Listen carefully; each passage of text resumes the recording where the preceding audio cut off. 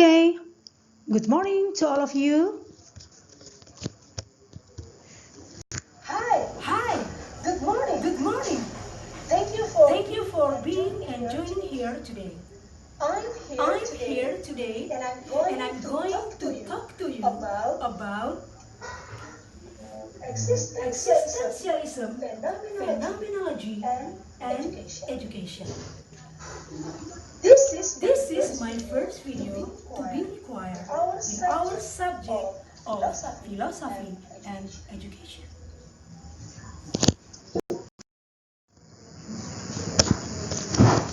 Alright, Alright? here Here are are the the learning learning objectives. objectives. The The verse verse L1 L1 examine the examine the philosophies philosophies of of existentialism, existentialism, phenomenology, phenomenology, and and education. education. And the And the second second one, one, LO2, LO2, compare compare and and contrast contrast the the philosophical philosophical and and of the of the philosophers. philosophers. And the And the third, third, or or LO3, LO3, distinguish distinguish the the individual individual philosophy philosophy as a as a teacher teacher that that serve serve as as guiding guiding rules rules toward toward the the curriculum curriculum and and learning. learning. And And I'm I'm going to going to share share you, you, this this is is the the roadmap roadmap of of my my video. video. The, the The first, first, briefly briefly introducing introducing itself, itself, deliver deliver topic, topic, and and then then what what are the are the parts parts of of existentialism, existentialism, phenomenology, phenomenology, and and education. education. And the And last, last, the the third, third, what what evidence evidence can you can you present present for for existentialism? existentialism? So, our topics today is about existentialism, phenomenology, and education. That's our topic today. I've already mentioned the objective or the goals of our learning objectives, yeah? And then we may pay attention to our roadmap of this video.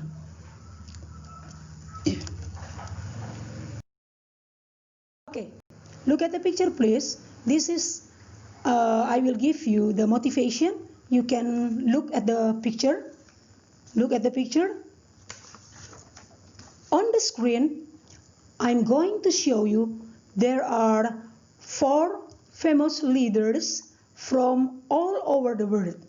And you are assigned to group most correct philosophy. It represent existentialism, phenomenology, or Adventism. This is the picture. There are 4 pictures there. You can see there are 4 famous persons there. Your task, I assign you, you observe these pictures. And then you are going to group them to the most correct philosophy.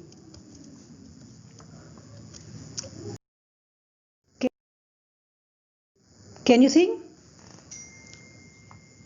Yes, that's about existentialism. So, what is existentialism?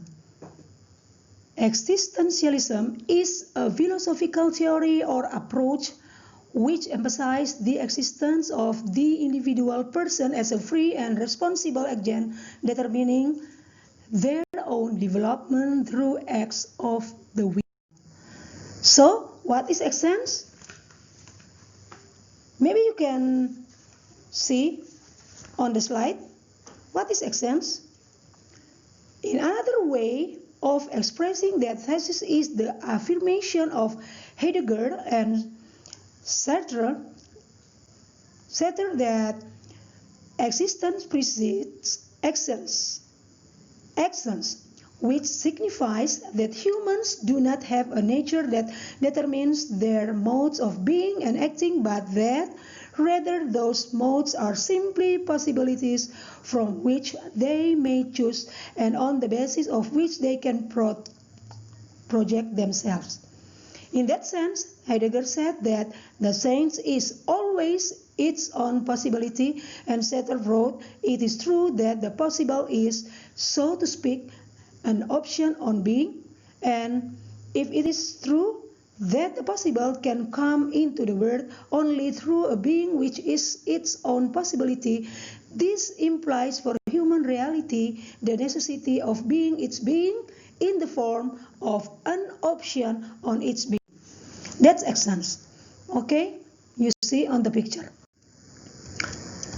So right now we are going to learn more about existentialism, and then you may see on the slide, and there is a video there, and then you can watch this video.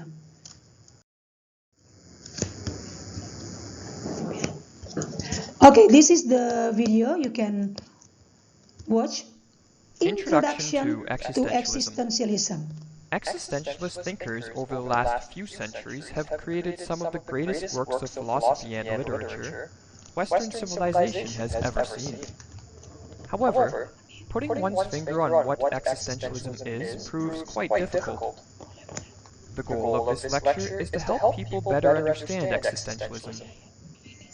More specifically, we will briefly go over the history of existentialism, discuss what for existentialists is the key concern of philosophy, examine the meaning of the often quoted phrase, "existence precedes essence," and look at the difference between existentialism and nihilism. In order to understand existentialism, it will be helpful to make clear what it is not.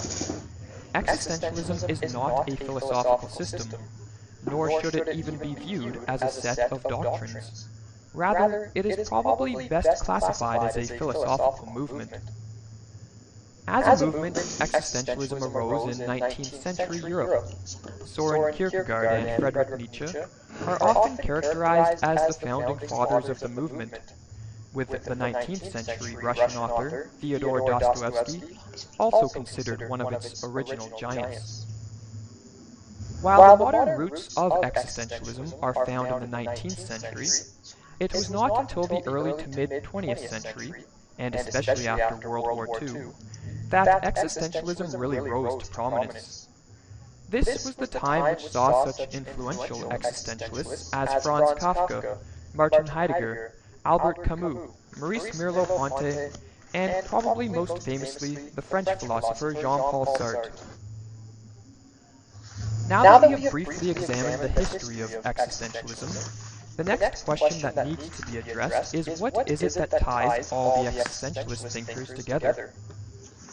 One answer to this question is that those in the existentialist movement, whether past or present, all share a deep concern in one way or another with what they consider to be a monumental problem, that being the problem of life as a human being. As Robert Solomon expressed it in his work From Hegel to Existentialism, existentialism is an attitude that recognizes the unresolvable confusion of the human world, yet resists the all-too-human temptation to resolve the confusion by grasping toward whatever appears or can be made to appear firm or familiar. The existential attitude begins with a disoriented individual facing a confused world that he cannot accept. In other words, existentialists all share a common concern with what some have termed the human condition. They take seriously such questions as, why am I here? What does it mean to be human? And how should I go about living my life? Existentialist thinkers have differed widely on their evaluations of the human condition, which is one reason the movement is tough to define.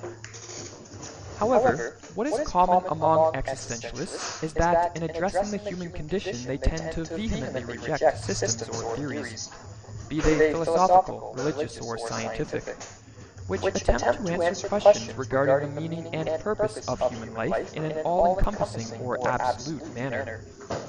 In other words, systems which profess to have answers to such questions, which are not only seen as definitive and timeless, but also seen as applying to all human beings, whether one is willing to accept such answers or not. The most prominent system of this type in the history of Western civilization has undoubtedly been Christianity. Religious and philosophical systems which offer such definitive answers to life's questions have been very attractive throughout history. This is largely due to the fact that they remove the massive burden that is encountered if one tries to create a meaning and purpose for their life in a unique and personal manner. While facing the human condition and life's inescapable problems as an individual, without the assistance of a pre-made religious or philosophical system, is undoubtedly extremely difficult. It is what most existentialists have advocated. The reason that existentialists are largely in favor of individuals finding answers to life's problems on their own is that they believe that adhering to systems which espouse absolute and all-embracing answers to the existential problems of life is actually detrimental to one's development into an authentic and free human being. One major problem with these systems that existentialists have identified is that they do not adequately take into account what it is like to be human. Often such systems will see the meaning and purpose to life as somehow emanating from an alternative objective realm, such as heaven or Plato's world of forms, for example. But in doing so, they lose sight of the perspective of what life is like for an individual living on this earth and experiencing all the fears, anxieties, hopes, and disappointments that are a part of the human condition. For example, many of the mass-organized religions often provide answers to many of the vexing questions of life from the perspective of an all-knowing and all-powerful God, whose word is thought to be communicated to us through prophets. However, existentialists stress that what we need most is not a divine perspective of the human condition, but a human perspective. For as Nietzsche put it, we are ultimately, much to his chagrin, human, all too human. A specific problem with the divine perspective is that it does not adequately take into account a fundamental aspect of the human condition, that being our mortality. Many religions, both past and present, have denied the temporal nature of life, and instead subscribed to a belief in some form of immortality. Some existentialists have suggested that it is essential for one to face up to their impending death. For when we come to fully accept that the only existence we can be certain of is a temporal one, the shock of such a realization can help give us the strength to stop living in conformity with the masses, and instead take control of our own lives and live by standards and values of our own choosing. This idea of being able to freely choose standards of value and create meaning and purpose in one's own life is closely related to another famous existentialist idea, that for humans existence precedes essence. This idea was put forth by Jean-Paul Sartre in a lecture he gave in 1945 titled, "Is Existentialism a Humanism?" But it should be noted before we discuss this view that it was not shared by all existentialists during Sartre's time. Heidegger, for example, was not a fan of such an assertion. So what exactly does such a statement mean? To understand what Sartre was getting at, it will be helpful to start by examining the meaning of the term essence.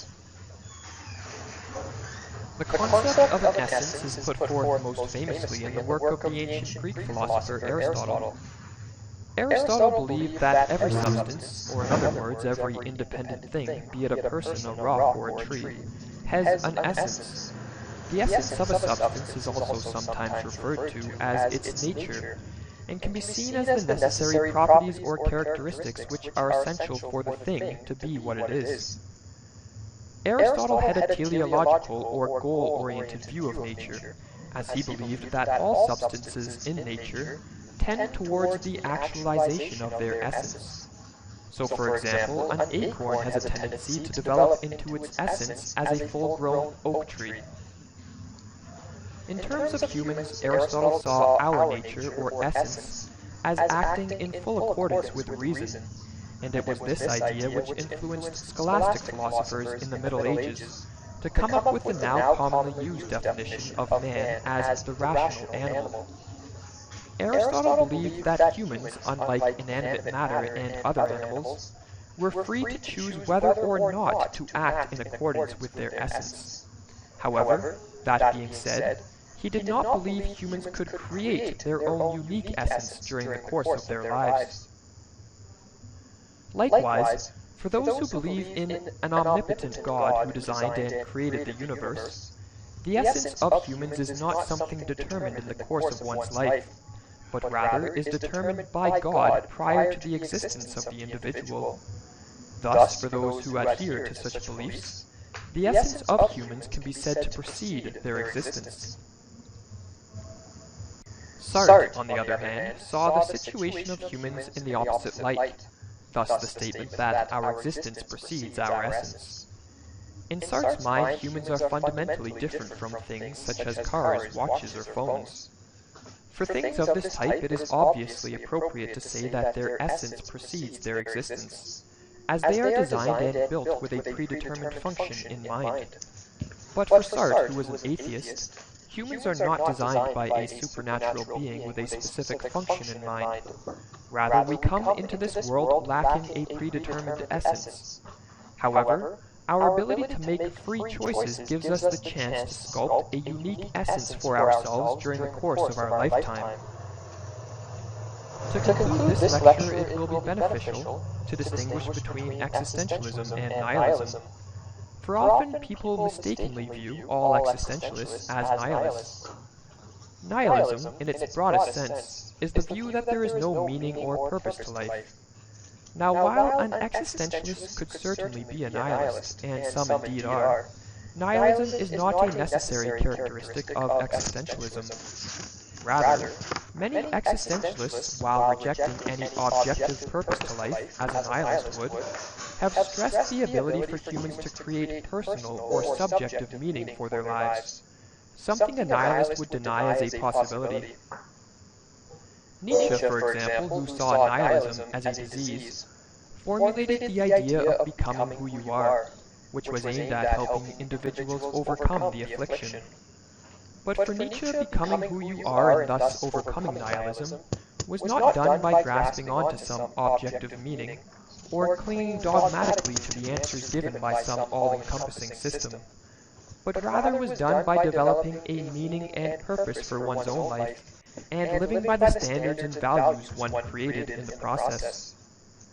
Nietzsche, like virtually all existentialists who have advocated the creation of a personal meaning to life, understood the huge difficulty associated with such a task.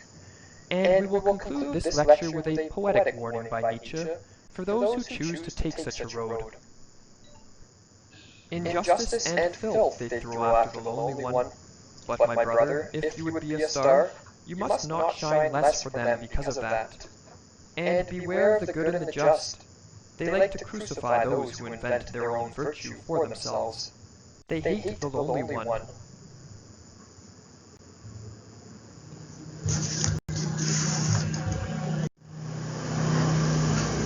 Okay, I hope that you have already watched about existentialism.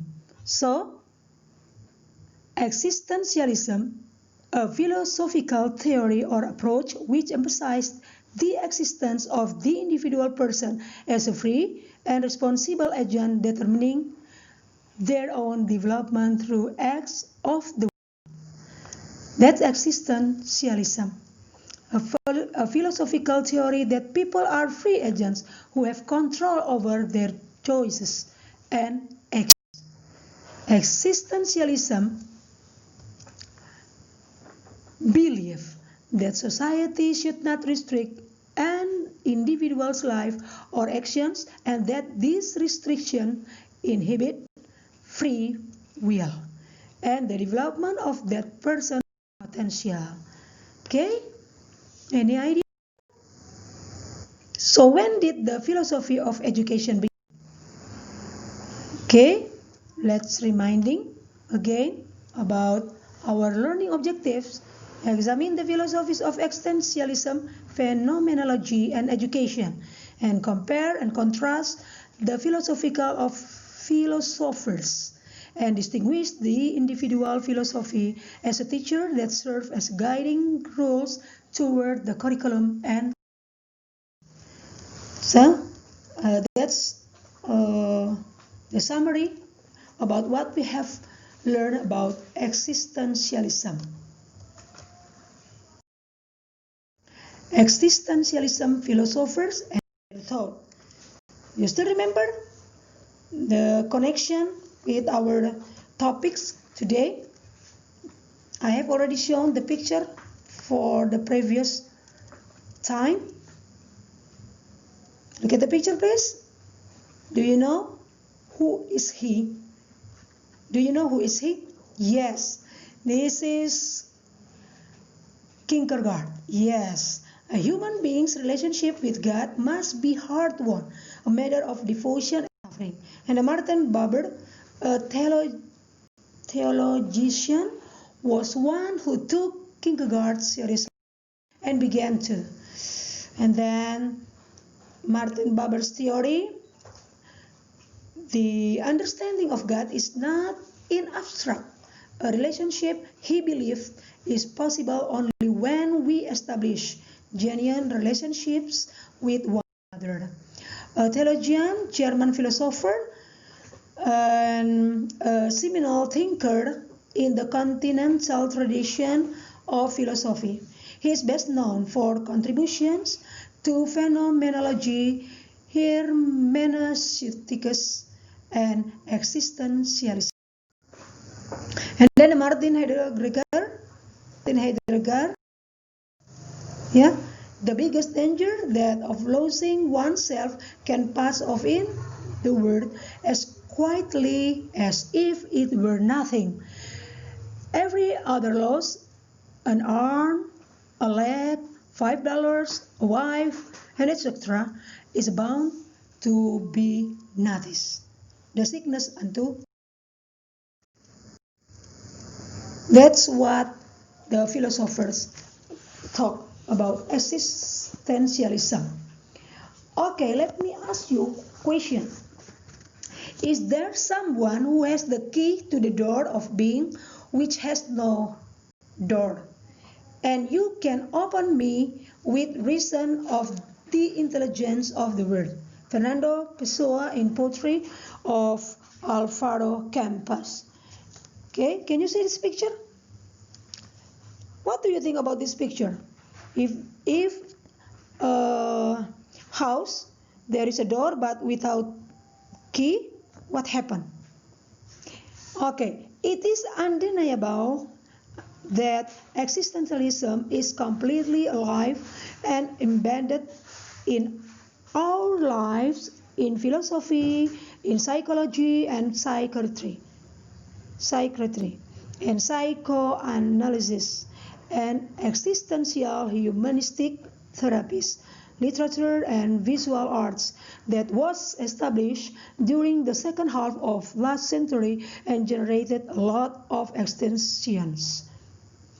It seems that existentialist movement has disappeared from the news and mainstream printed media, but it is being resuscitated by the actual social unrest and uncertainty to which actual politics have no answers about the future because they created this cancerous reality.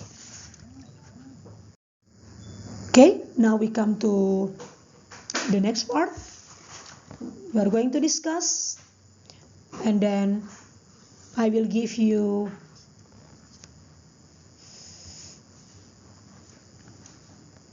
10 minutes for you. You may discuss about what I'm going to show to you. I'm going to send through your paper.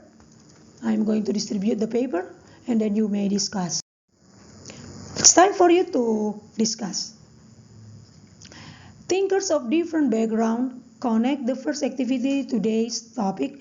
The conception behind each quotation is central revelation of the existentialism phenomenology and the advantage which every wisdom lover can easily perceive.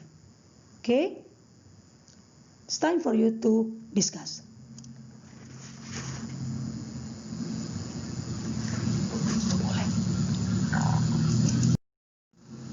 That's activity 2 or learning objective 2.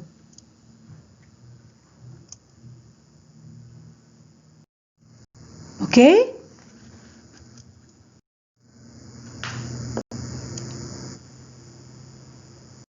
I show you some pictures here. We are going to make the summary here. And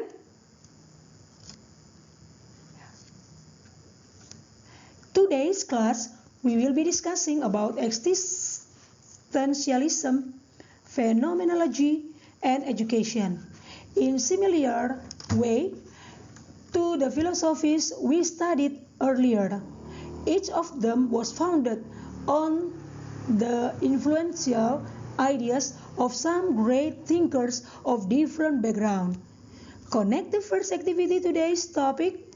The conception behind each quotation is central revelations of the existentialism phenomenology and the advantage which every wisdom lover can easily perceive. Okay?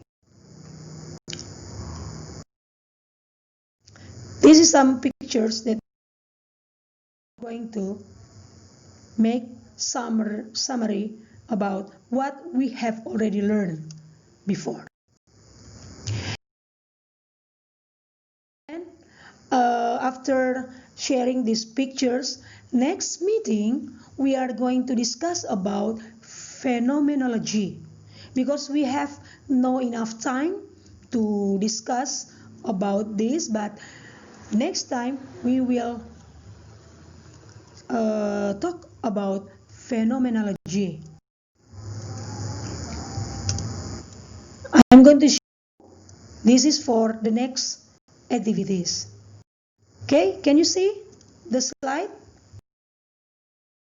Yes. So our topics for the next, we will learn about phenomenology, the education system.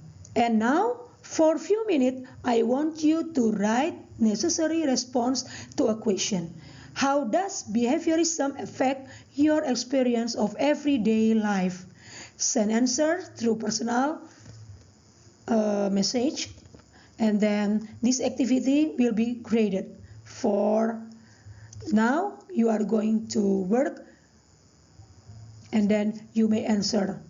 I hope that you can answer. Do the best. Okay. Thank you so much. May God bless all of you.